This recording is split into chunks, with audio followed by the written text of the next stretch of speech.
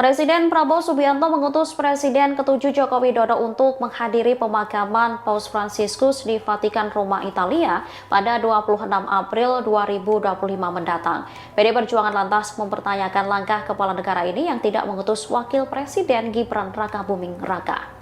Hal ini diungkapkan oleh politikus PDIP Arya Bima di Kompleks Parlemen Senayan, Jakarta pada Kamis 24 April 2025. Arya Bima heran, alih-alih mengutus Gibran, Prabowo malah mengutus Jokowi.